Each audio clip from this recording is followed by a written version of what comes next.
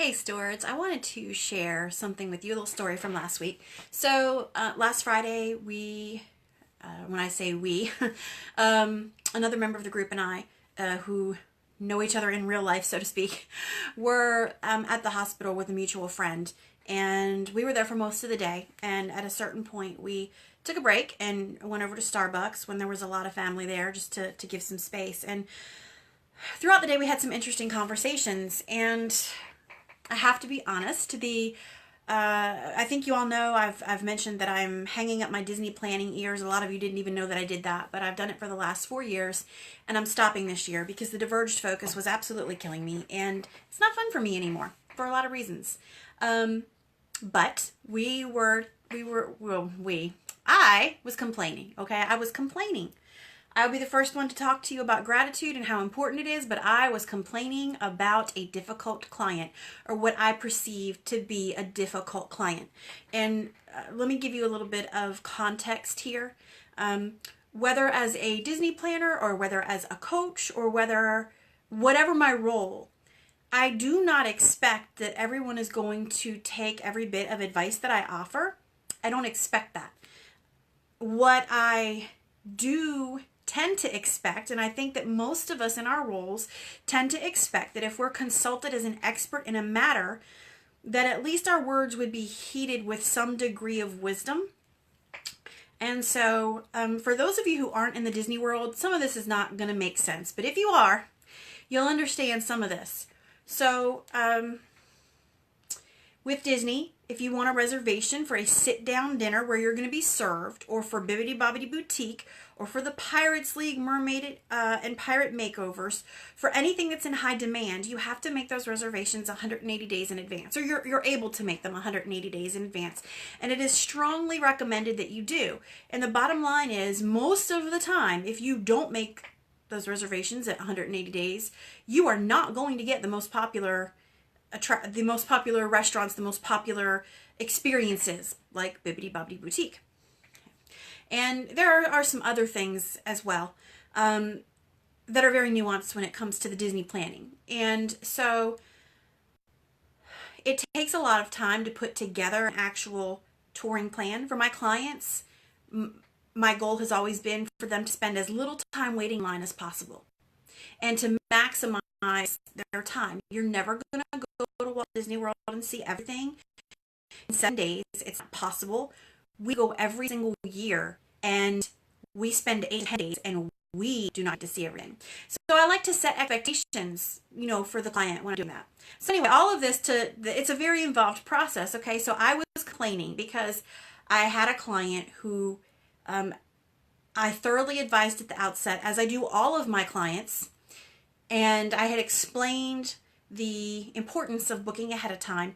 It's not something that I had just said in a casual conversation one time. I'm very emphatic about this. I explain why.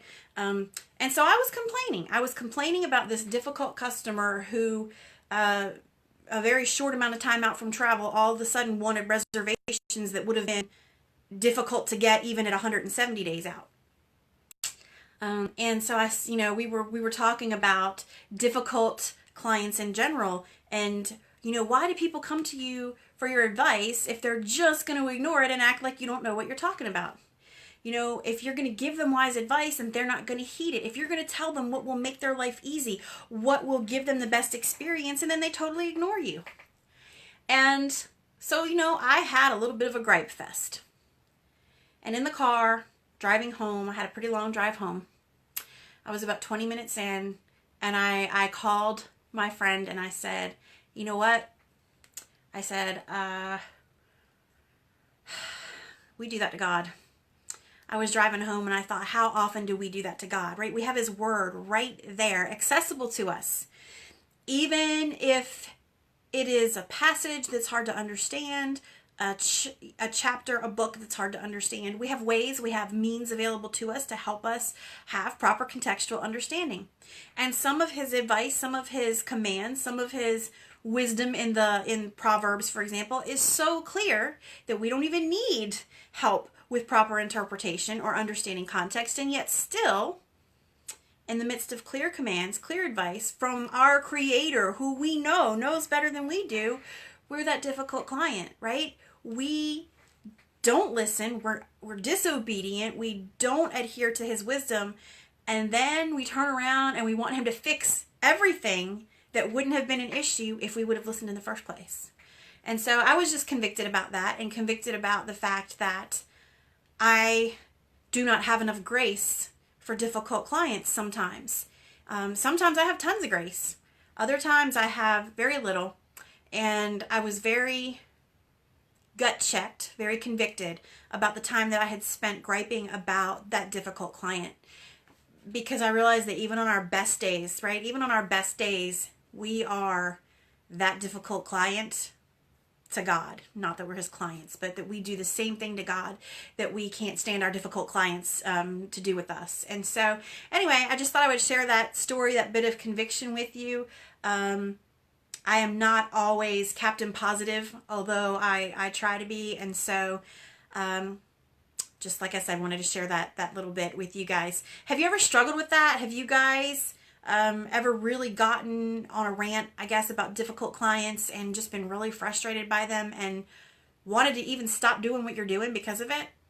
I just really needed to, and I'm still not going to plan anymore, but that has everything to do with diverged focus. But God really just gave me a perspective shift in that moment as I was driving home and thinking about my very un-Christ-like complaining that day. So again, just wanted to share the story. I'm sure some of you can relate. I hope you guys are having a great week.